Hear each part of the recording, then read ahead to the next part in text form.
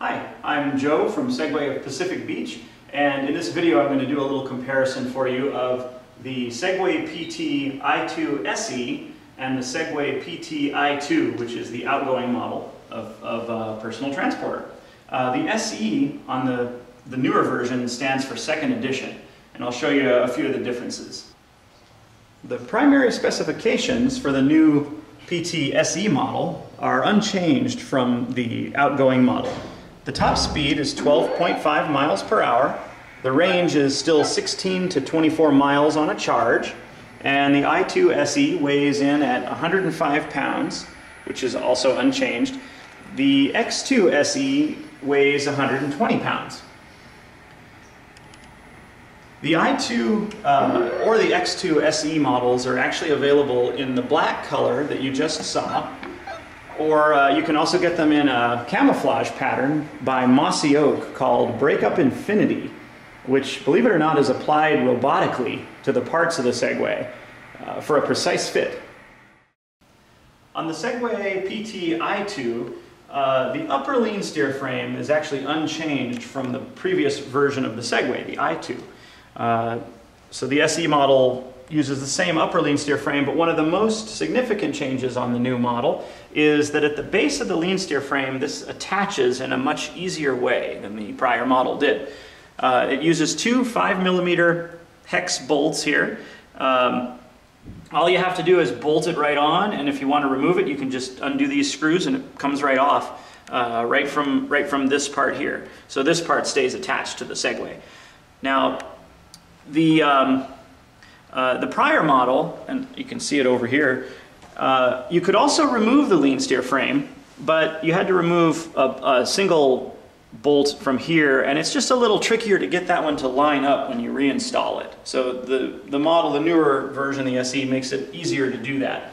Now, the Segway PT will still fit only in the largest of car, like sedan trunks, but it'll still fit easily into any SUV or pickup truck or even most hatchbacks as well. The i2 SE model has a redesigned electronics console. They've actually lowered the profile of the console to give you a little added safety and comfort and a little ease of getting on and off the PT as well. The outgoing PT model here, you'll see that the console is raised up. It's a little bit higher profile. As you'll see in a moment, the lights are pretty much unchanged on the SE model. You've still got the indicator, the balance indicator there. It's showing us that it's in standby mode, and if we tap a foot on there, it's going to show us balance mode, just like the original models did. On the i2 model, the outgoing version, the charge port cover you flip open with your finger and you can plug the Segway in right here. Now, the SE model of the machine here, they've redesigned that charge port cover, so I'm going to turn this off. And when I go to open the port cover, I just reach down and pull this open with my hand. They've recessed the port cover a little bit so that it's just less susceptible to damage from the rigors of travel, and made the port cover itself a little beefier too, so I think it'll hold up better. Now I'll actually plug it in for you if I can find a power cord. Oh, I've got one right in my pocket here. And we'll just plug this in. When this is plugged in, you're going to see the charge lights come on. The fact that they're solid is showing you that the Segway is actually charging right now. Now, if they're blinking, that means that the Segway is fully charged. And if I keep rubbing my feet on the carpet really fast, it's just going to keep charging the way it is. Another difference between the i2 SE and the outgoing i2 model is the lighting that's built on to the machine. So I'll show you that. I'll just put this cord back in my pocket and close up that charge port cover. Now when I turn on this i2 SE model with the power button here, you'll notice a light up in the front of the Segway there. And then also in the back of the PT, you'll see another light. Now, these lights aren't meant to see at night. The headlight here isn't bright enough for you to see by. It's just to help other people see you and a little added safety. But you can get headlights, of course, that would mount up here that are super bright and will help you see where you're going at night. I am often asked how the Segway personal transporter works, and I thought this would be a good video in which to explain that in some detail. Okay, so to go forward on a Segway, you just lean forward, and to stop, you just lean back. And when you're steering, you actually lean with the bar to turn it. The machine does all the balancing for you. There are two powerful motors in each PT, one controlling the left wheel and one controlling the right wheel. When you lean forward, sensors inside the machine detect that lean and feed the data to two computers inside the personal transporter. Those computers do the math and tell the motors how much to move forward to keep you from falling over. The motors are told what to do about 100 times per second, so as the rider, you simply feel smooth forward motion. When you command the PT to turn, those computers read the changing angle of the lean steer frame and, after a bunch of math, tell the motors to change their speeds relative to one another just the right amount to cause you to turn. At very low speeds, a turn might even cause a wheel to change direction, which happens seamlessly and without the rider even noticing. All this is even more impressive when you consider that the Segway i2 SE or X2 SE is designed to ride on a variety of bumpy, steep, or otherwise ugly terrain.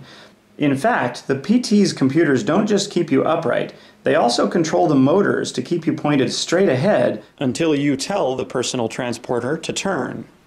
When you hit a bump under one wheel but not the other, the computers tell one of the motors to go faster to hurry that side of the machine over the bump so that the rider stays pointed straight ahead. The sensors themselves are often called gyroscopes, but the Segway PT's sensors are a more modern version called angular rate sensors that don't actually spin like a gyroscope does. There are 5 of these sensors, and they detect even tiny changes in the angle of the PT, enabling the computers and motors to balance you.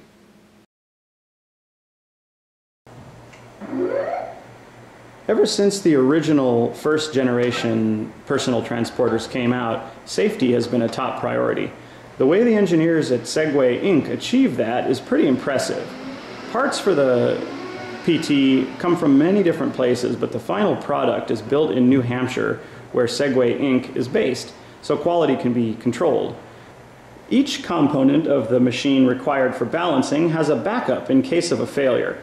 In the event of a failure, the PT brings the rider to a stop and does what Segway calls an emergency shutdown, alerting the rider that it's no longer safe to ride.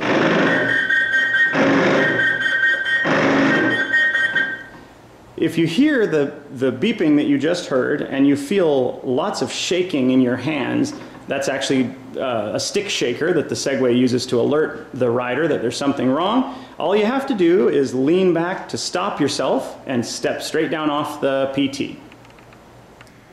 So for example, any 2 of the 5 balance sensors in the PT could fail at the same time even, and it won't just tip over because of the failure.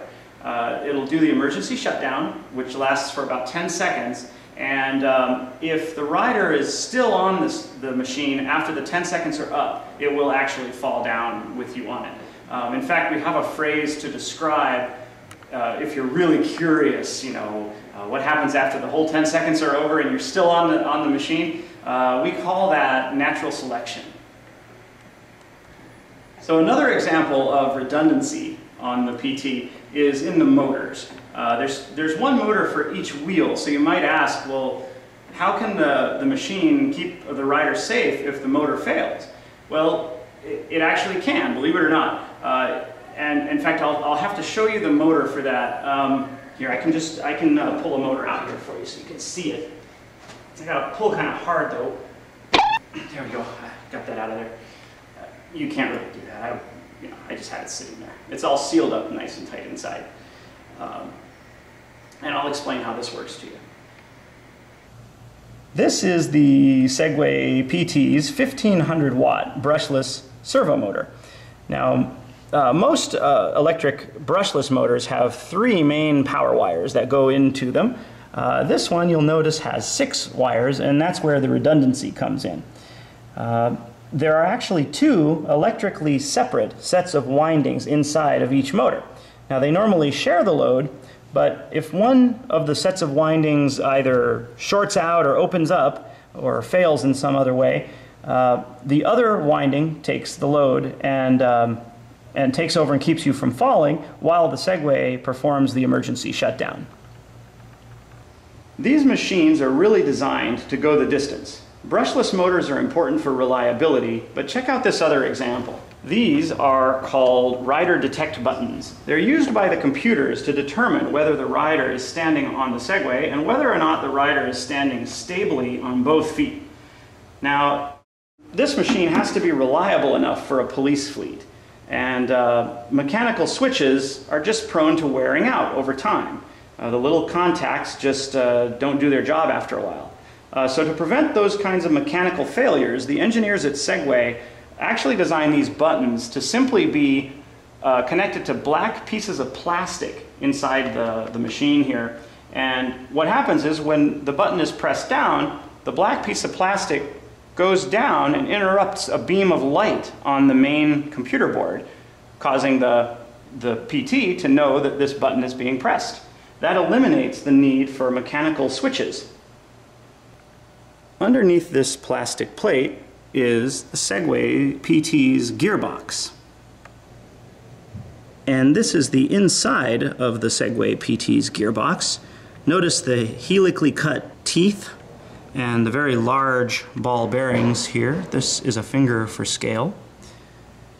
It looks more like something that you'd see in a motorcycle transmission rather than a 105-pound vehicle. Where quality and reliability are concerned, the proof is in the pudding. In our fleet of Segway personal transporters, we have several machines with well over 10,000 miles on them, still going strong, motors, gearboxes, and all. Segway of Pacific Beach has been in business since 2004. We do Segway PT rentals, tours, sales, and service here in San Diego. If you're ever in the area, please stop by. It's always free to try a Segway PT in the store, but fair warning, if you try it, you're going to want to take a ride outside.